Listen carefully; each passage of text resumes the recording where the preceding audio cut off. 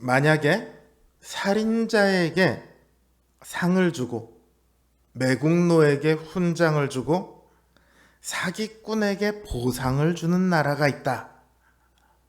여러분은 그런 나라에 살고 싶으십니까? 비정상도 이런 비정상이 없죠. 그런데 지금 이스라엘이 그렇습니다. 그래서 하나님께서 이 땅 주민들과 논쟁을 하십니다. 논쟁을 하신다는 말은 말싸움을 한다는 게 아니고요. 소송에서 변론하신다는 뜻이에요. 그러니까 하나님께서 이스라엘을 고소하셨다는 뜻이죠. 자신의 아내요, 자신의 자식인 이스라엘이지만 너무도 사랑하시기에 그들을 법정에 세우십니다. 하나님께서는 이들에게 진실도 없고 인애도 없고 하나님을 아는 지식도 없다, 이렇게 말씀하십니다. 진실이 없다는 것은요, 단순히 거짓말을 잘한다, 이런 성품의 문제가 아닙니다. 첫째로는 하나님에 대한 진실이 없어요.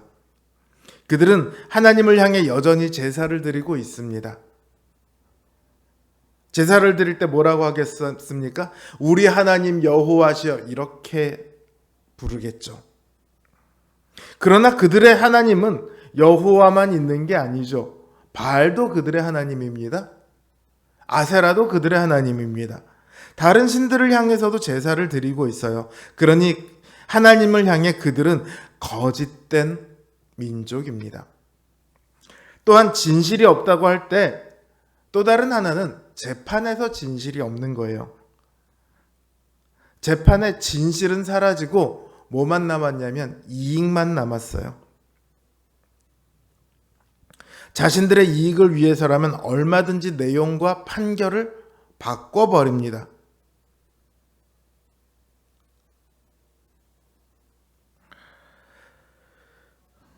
다음으로는 인애가 없어요. 인애가 없답니다. 인애, 사랑, 자비의 또 다른 표현이죠. 이거는 나 남에게 피해 안 끼치고 잘 살아, 이걸 넘어서는 거예요. 나에게 요구되는 그 이상을 하는 겁니다. 그래서 하나님의 율법을 보면요, 자기 자신만 잘 살 뿐만 아니라 연약한 자들을 돌보도록 되어 있어요. 주님은 율법을 한마디로 사랑이다, 이렇게 말씀하시죠.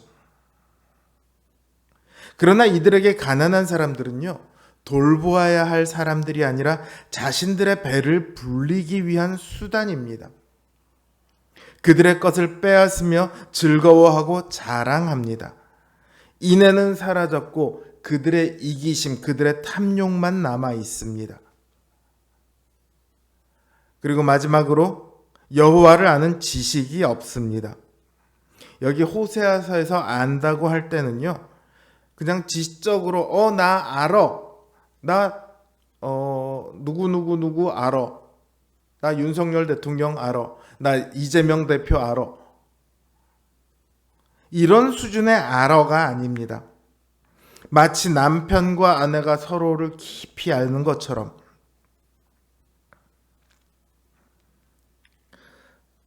그렇게 아는 거예요. 사랑하면 그 사람을 더 알고 싶어지거든요. 그 사람이 좋아하는 게 뭔지, 싫어하는 게 뭔지, 좋아하는 브랜드가 뭐고, 음식은 뭐고, 이런 걸 알아야지 그 사람 좋아하는 일을 하잖아요. 그런 것들에 관심을 가지고 알아갑니다. 그 사람의 홈페이지를 뒤지고 SNS를 뒤지고 그 사람의 친구들에게 물어보고 가족들에게 물어보고 이러면서 하나하나씩 알아갑니다. 우리가 하나님을 안다는 것은요, 하나님이 어떤 분이신지, 원하시는 것이 무엇인지, 그리고 나에게 지금 어떤 일을 하고 계신지, 왜 그 일을 하고 계시는지, 이런 것들을 아는 거예요.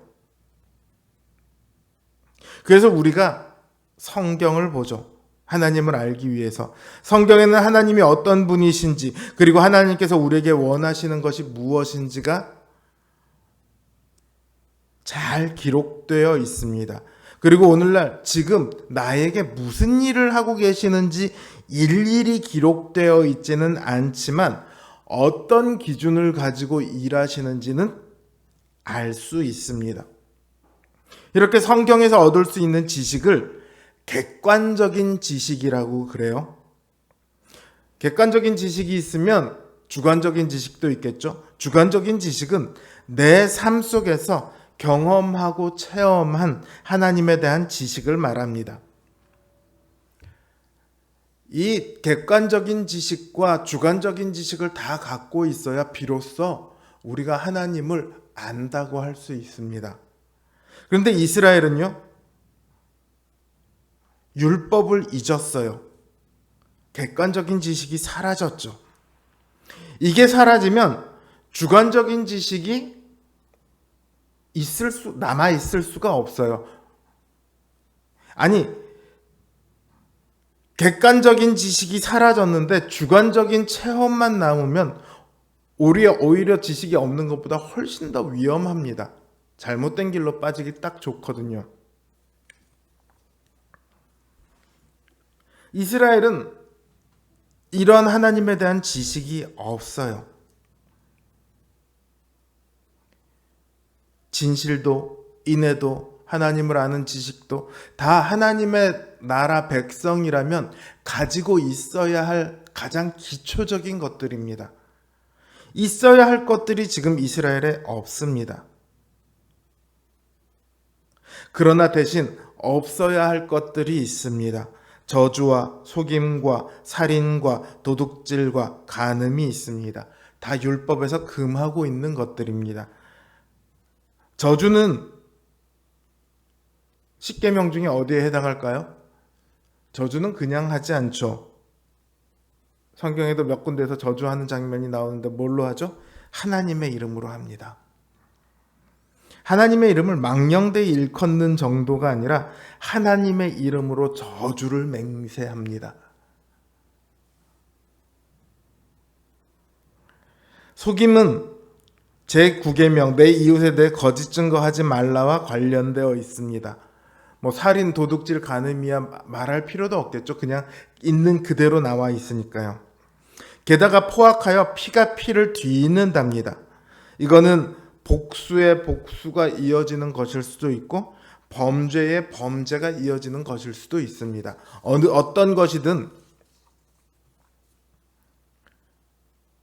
그 땅에 사람이 살아갈 수 없는 지경이 될 정도로 죄가 가득한 거죠.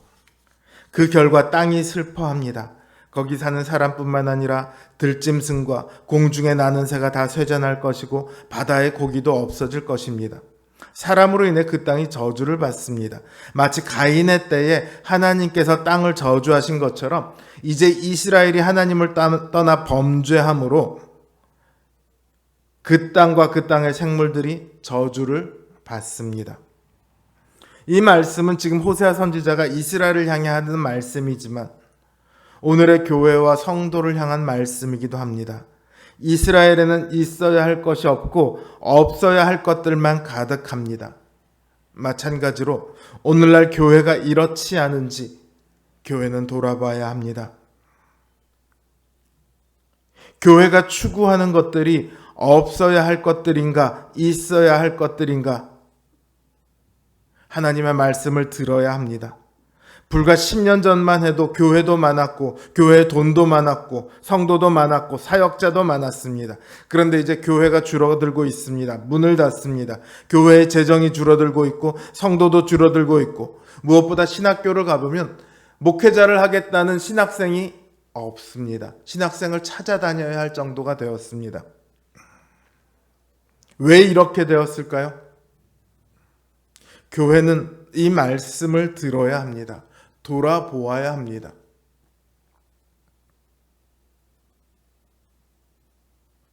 또 우리 성도님들도 자신이 추구하는 것이 어떤 것인지 이 말씀을 듣고 돌아보아야 합니다.